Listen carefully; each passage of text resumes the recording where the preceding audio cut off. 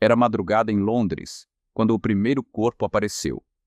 Um pescador, acostumado a ver de tudo nas margens escuras do Tâmisa, encontrou algo que o fez largar a lanterna no chão. Um homem deitado de lado. Mas havia algo diferente, algo errado. O corpo não tinha os olhos. Nas semanas que se seguiram, mais 2 cadáveres foram encontrados, sempre de madrugada, sempre em regiões diferentes da cidade, e sempre sem os olhos. A Scotland Yard não deu declarações, nenhum comunicado oficial, nenhuma pista compartilhada com o público. Apenas silêncio. E em Londres, quando o silêncio vem da polícia, é porque há algo que não deve ser questionado. Meu nome é Thomas Harrow. Sou detetive particular. Era fim de tarde em Londres, quando Evelyn Ward bateu à minha porta. O nevoeiro já descia pelas vielas como um manto espesso, e eu achava que meu dia estava encerrado. Mas o modo como ela entrou, tensa, inquieta, quase rezando para que eu acreditasse nela, já deixava claro que algo terrível havia acontecido. Ela não sentou de imediato. Ficou de pé, com as mãos entrelaçadas, até que conseguiu falar. O corpo do meu irmão. A voz falhou. Andrew. Ele foi encontrado há 2 semanas às margens do Tâmisa. Eu me lembrava do caso. Lembrava também do detalhe que os jornais evitaram publicar. Os olhos faltavam. A polícia lhe explicou algo? Perguntei. Evelyn respirou fundo, como se estivesse segurando algo que machucava por dentro. Eu fui até a Scotland Yard assim que recebi a notícia. Levei tudo que eu tinha, tudo que Andrew me contou antes de desaparecer. Mas, quando mencionei o nome do médico que o acompanhava, ela parou, olhou para o chão. Eles mudaram completamente de atitude, Sr. Harrow. Disseram para eu voltar para casa, que meu luto estava me fazendo confundir coisas. Nem anotaram o nome. Só me mandaram embora. Isso me fez endireitar a postura na cadeira. E qual nome a senhorita citou? Dr. Alistair Aldrich. O nome caiu no ar como chumbo. Eu conhecia Aldrich. Todos conheciam.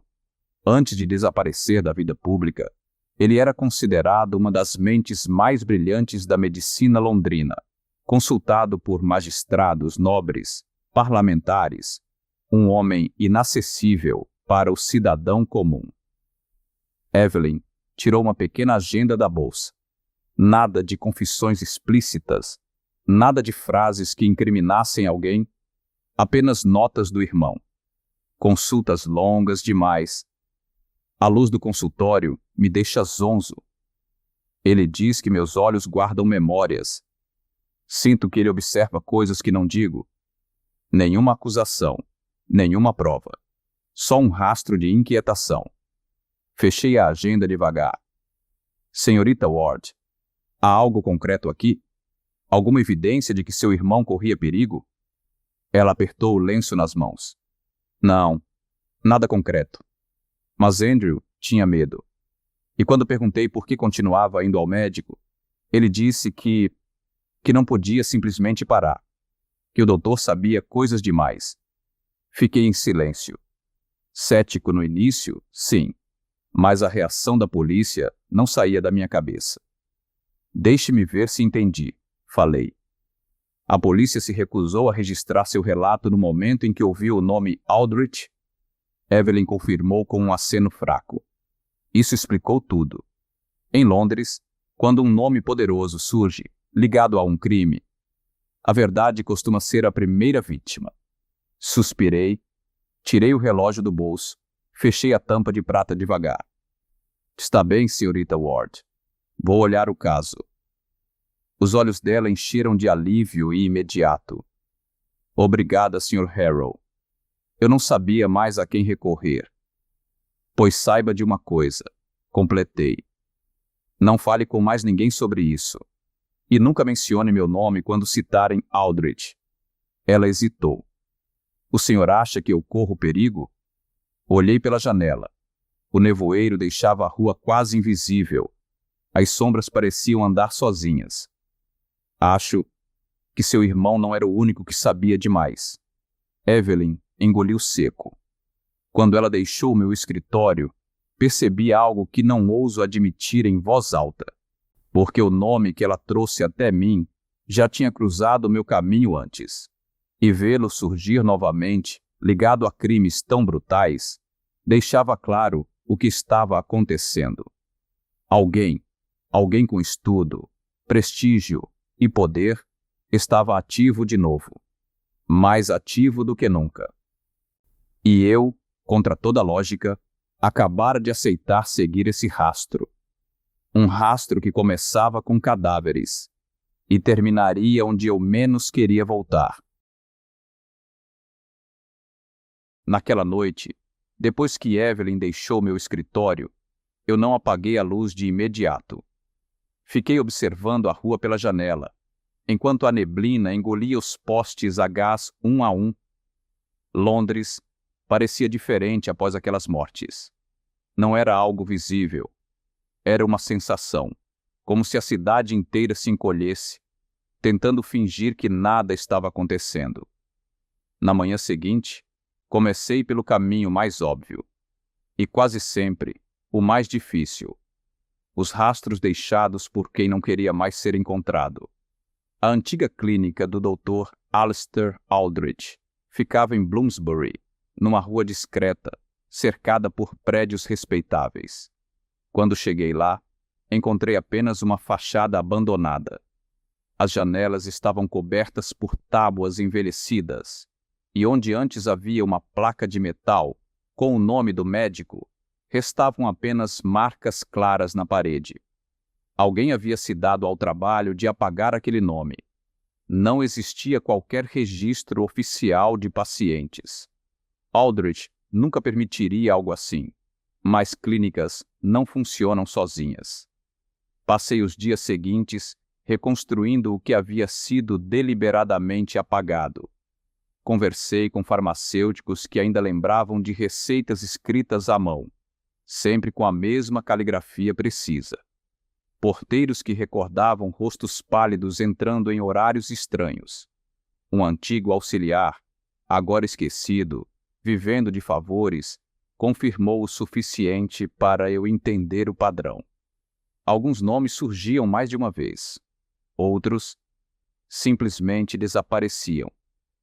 Foi assim que cheguei a Samuel Hensley. Ele trabalhava como encadernador numa oficina próxima ao Tâmisa.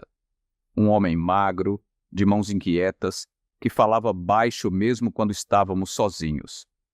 O doutor dizia que certas memórias ficam presas nos olhos. Ele me contou, evitando encarar a luz, que a visão guarda coisas que a mente tenta enterrar. E você acreditava nisso? Perguntei. Samuel respirou fundo antes de responder. Depois das consultas, eu comecei a ter dores atrás dos olhos. Via rostos que não conhecia. Sentia que ele observava mais do que examinava. Parei de ir quando tive a impressão de que não era eu quem estava sendo tratado. Perguntei se outros pacientes tinham passado pelo mesmo. Ele assentiu, em silêncio. Alguns enlouqueceram. Outros desapareceram. Mas ninguém falava, porque o doutor era respeitado demais. E gente como nós não faz acusações que sobrevivam. Quando deixei a oficina, tive a clara sensação de estar sendo observado. Não por alguém visível, mas por algo escondido atrás de portas fechadas, arquivos apagados e histórias mal contadas. Naquela noite, voltei a ler as anotações de Andrew Ward. Agora, cada frase parecia carregar um peso diferente. Ele não faz perguntas comuns. Ele observa como se procurasse algo. Às vezes, sinto que meus olhos não me pertencem. Fechei o caderno devagar. 3 corpos haviam sido encontrados, todos sem os olhos. E todos, sem exceção, haviam passado pelo consultório de Aldrich. Aquilo já não era coincidência. Era método. E métodos não surgem do nada. São construídos com tempo, conhecimento e ausência de escrúpulos. Naquela noite, pela primeira vez desde que aceitei o caso, tive certeza de algo que preferia não admitir. Aleister Aldrich não havia desaparecido. Ele apenas tinha encontrado uma maneira melhor de continuar. E se eu estivesse certo, Londres ainda veria mais corpos antes que essa história chegasse ao fim. Se eu estivesse errado, aquele seria apenas mais um caso estranho, mais um nome esquecido nos becos de Londres. Mas eu não estava. A partir do momento em que liguei todos os nomes, todas as datas e todos os lugares, algo mudou. Não fora de mim, ao meu redor. Na manhã seguinte à conversa com Samuel Hensley, notei que a cidade parecia mais atenta. As mesmas ruas, os mesmos rostos apressados. Mas havia uma sensação incômoda de continuidade. Como se eu estivesse sendo seguido por algo que não precisava correr. Passei pela ponte de Blackfriars quando tive a primeira confirmação. Um reflexo no vidro de uma vitrine. Não um rosto definido, apenas um contorno que desapareceu rápido demais quando virei a cabeça. Continuei andando. Fingi não perceber. Detetives aprendem cedo que reconhecer a vigilância é uma forma de convite. Nos dias que se seguiram, mais informações começaram a surgir. Não porque alguém quisesse ajudar, mas porque o medo começa a falar quando não consegue mais se calar. Um antigo enfermeiro da clínica me encontrou perto de Whitechapel. Não disse seu nome. Não entrou no meu escritório. Apenas caminhou ao meu lado por um quarteirão inteiro, como se fôssemos velhos conhecidos. O doutor não gostava de perguntas. Ele murmurou. Gostava de observar, anotar, medir reações. Reações a quê? Perguntei. Ele demorou a responder. Ao medo, à dor. Ao momento em que a pessoa percebe que perdeu algo e ainda não sabe o quê. Quando parei para encará-lo, ele já tinha se afastado. Naquela mesma semana, o quarto corpo apareceu. Encontrado perto do Tâmisa. Madrugada. Mesmo padrão. Sem os olhos. A imprensa começou a murmurar. A polícia começou a se calar ainda mais. E eu comecei a entender o erro que estava sendo evitado. Não era descuido. Não era incompetência. Era proteção. Aleister Aldrich não era apenas um médico respeitado. Ele transitava por círculos onde nomes não eram pronunciados em voz alta. Onde reputações valiam mais do que vidas anônimas encontradas nas margens de um rio. Naquela noite, ao voltar para casa, encontrei algo fora do lugar. Meu escritório estava intacto, nada roubado, nada quebrado. Mas uma única coisa havia sido movida. O caderno de Andrew Ward não estava mais na posição em que eu costumava deixá-lo. Estava aberto, exatamente na página onde ele havia escrito. Ele observa quando acha que não estamos olhando. Senti um frio lento subir pela coluna. Aquilo não era ameaça direta, era aviso. Alguém tinha estado ali. Alguém tinha lido. E alguém queria que eu soubesse disso. Naquela noite, não apaguei a luz. Não dormi. Fiquei sentado, ouvindo a cidade respirar do lado de fora, enquanto uma certeza se consolidava. Eu não estava mais investigando um crime antigo. Estava interrompendo algo que ainda estava em andamento. E se eu não fosse cuidadoso, o próximo nome na lista poderia ser o meu. Foi só depois do quarto corpo que eu entendi que não estava lidando com um assassino comum. Havia algo de meticuloso demais em tudo aquilo. Os horários, os locais, a ausência de pressa. Aldrich não matava por impulso. Ele escolhia. Voltei aos registros que havia conseguido reconstruir. Datas de consultas, anotações médicas, relatos fragmentados de antigos pacientes. E então, um detalhe começou a se repetir. Todos eles haviam passado por sessões prolongadas, consultas que duravam mais do que o normal, sempre a portas fechadas, sempre sem testemunhas. Um farmacêutico me contou que Aldrich encomendava substâncias incomuns, nada ilegal, nada que chamasse atenção isoladamente, mas em conjunto formavam um padrão perturbador. Sedativos leves, estimulantes visuais, compostos usados para dilatar pupilas por longos períodos. Aldrich estava interessado nos olhos, não como símbolos, não como troféus, como ferramentas. Encontrei a confirmação numa biblioteca médica, folheando tratados antigos que poucos ainda levavam a sério. Teorias ultrapassadas, hipóteses descartadas pela ciência moderna. Uma delas afirmava que certas experiências traumáticas não se fixavam apenas no cérebro, mas deixavam registros físicos na retina, marcas microscópicas, resíduos de imagens extremas, fragmentos do último medo. A maioria dos médicos ria dessas ideias, mas Aldrich não era como a maioria. Ele acreditava que os olhos guardavam verdades que a mente tentava apagar, e que, se examinados corretamente, poderiam revelar segredos enterrados, segredos demais. Foi então que percebi o elo final. As vítimas não eram aleatórias. Eram pessoas que haviam visto algo, algo que não deveriam, algo que Aldrich precisava recuperar ou eliminar. O procedimento vinha depois da morte. Frio, preciso, cirúrgico, nada ritualístico, nada impulsivo. Aldrich removia os olhos para estudar, comparar, confirmar suas teorias, e quando terminava, descartava o resto. Senti um peso no peito ao perceber o alcance daquilo. Aldrich não estava fugindo da polícia, nem de mim. Ele estava trabalhando. Naquela noite, compreendi também meu papel nisso tudo. Anos atrás, um nome semelhante havia passado pelas minhas mãos. Um paciente desacreditado. Uma denúncia tratada como exagero. Eu havia escolhido não insistir. E agora, Londres pagava o preço dessa omissão. Quando fechei o último livro, já não havia mais dúvida. Alistair Aldrich não era apenas um médico perdido nas sombras. Era um homem convencido de que estava à frente do seu tempo. E homens assim nunca param sozinhos. Se eu quisesse impedir o próximo corpo, teria que encontrá-lo antes que ele terminasse o que havia começado. Mesmo que isso significasse olhar diretamente para aquilo que ele acreditava estar vendo.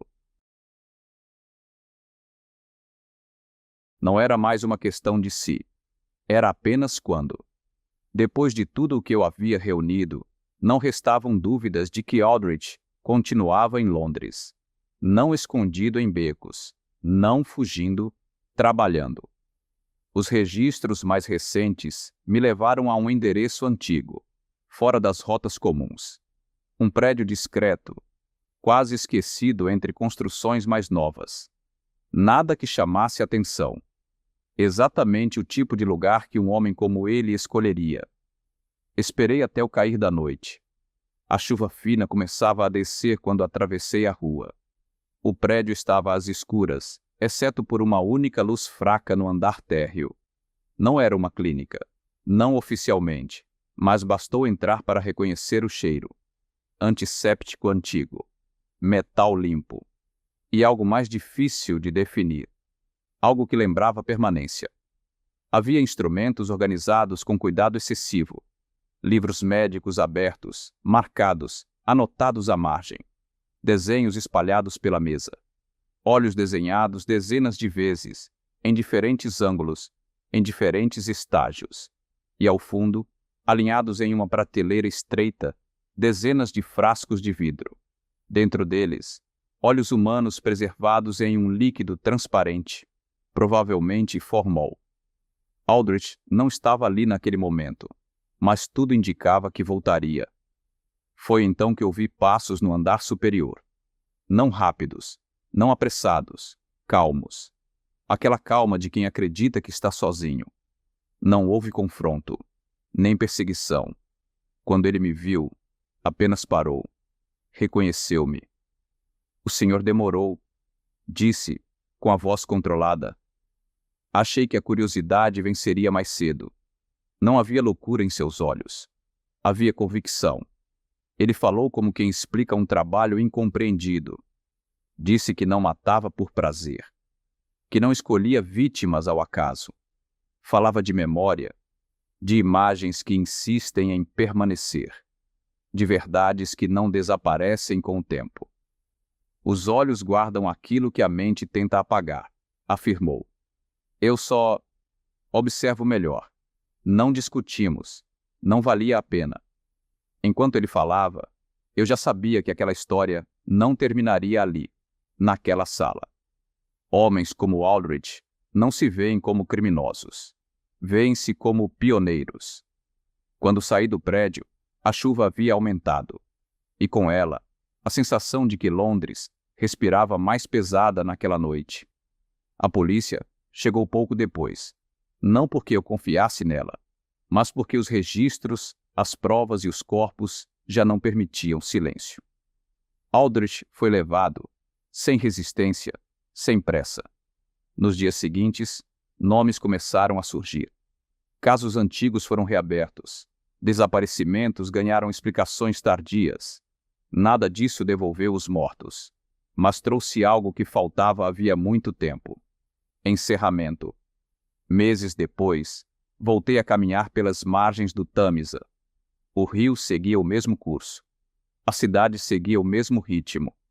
Mas eu sabia que algo havia mudado.